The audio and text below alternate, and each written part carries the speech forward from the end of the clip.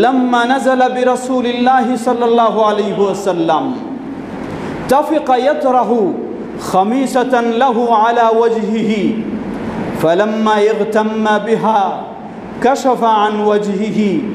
নবী সাল্লাল্লাহু আলাইহি ওয়াসাল্লামের এই সোমবারের দিন এতই কঠিন অবস্থা হলো, তিনি যখন শেষ পর্যায়ে চলে গেছেন, শরীর যেন নিস্তেজ হয়ে গেছে, অস্থিরতায় ছটফট করছেন, এই অবস্থায় তিনি তার চাদর দিয়ে একবার চেহারা ঢেকে নিচ্ছেন, আবার চাদরটা যখন শ্বাস বন্ধ হয়ে যাচ্ছে চেহারা থেকে চাদরটাকে সরিয়ে নিচ্ছেন, সরিয়ে নিয়ে বলছেন, সেই পার্শ্বেই পানি রয়েছে, পানিতে হাত ডুবিয়ে চেহারাটা মুছে নিচ্ছেন আর বলছেন লা ইলাহা ইল্লাল্লাহ ইন্না লিল মাউতি সাকারাত।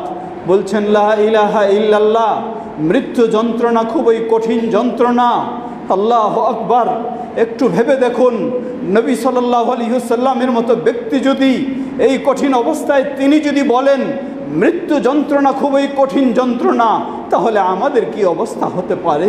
আল্লাহ আমাদের মৃত্যুকে সহজ করে দিন, আমাদের মৃত্যুকে ঈমানের সাথে আল্লাহ কবুল করে নিন।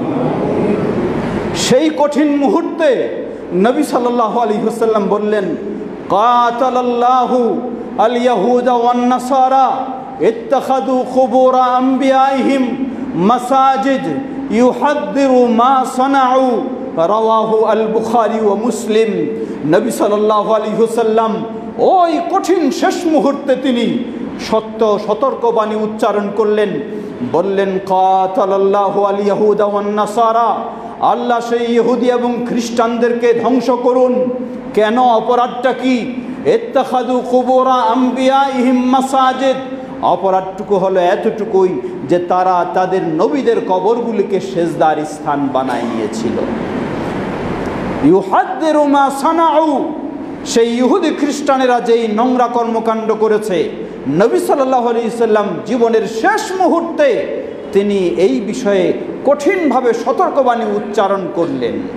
সমবেত মুসল্লিবৃন্দ, আজকে যেই দিনটি 12ই রবিউল আউয়াল হিসাবে তথাকথিত কবর পূজারীরা কবরে গিয়ে মাজারে গিয়ে পূজা করে, অথচ তারা যদি বাস্তব অবস্থাটা জানতো, এই কঠিন দিনেই নবী মুহাম্মদ সাল্লাল্লাহু আলাইহি ওয়াসাল্লাম কবর পূজারীদের জন্য আল্লাহর লানত তিনি বর্ষণ করেছেন। যদি এই বিষয়টি তারা একটু বিবেচনা করত, একটু বোঝার চেষ্টা করত, তাহলে আমার বিশ্বাস পৃথিবী থেকে কবর পূজা উঠে যেত, মাজার পূজা উঠে যেত, কখনো থাকতো না। কিন্তু ভ্রান্ত সমাজ, শিয়ারা যেমন ইসলামকে বিকৃত করে ফেলেছে, রাসূল সাল্লাল্লাহু আলাইহি ওয়াসাল্লাম যা নিষেধ করেছেন তাই করে, ঠিক তথাকথিত কবর পূজারী মাজার পূজারীদের অবস্থাও হলো আজকে তাই।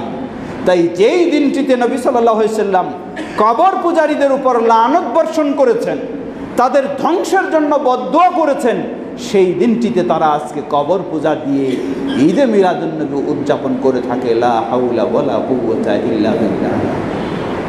আল্লাহ আমাদের বিষয়টিকে ভালোভাবে উপলব্ধি করে, ভালোভাবে বুঝে নবী সাল্লাল্লাহু আলাইহি ওয়াসাল্লামের সর্বশেষ এই সতর্কবাণী যেন আমরা উপলব্ধি করে নিজের জীবনটাকেও সেই কবর পূজা, মাজার পূজা তথা সকল প্রকার শিরক থেকে মুক্ত হয়ে তাওহীদের উপরে নিজের জীবনকে গড়ে তুলতে পারি।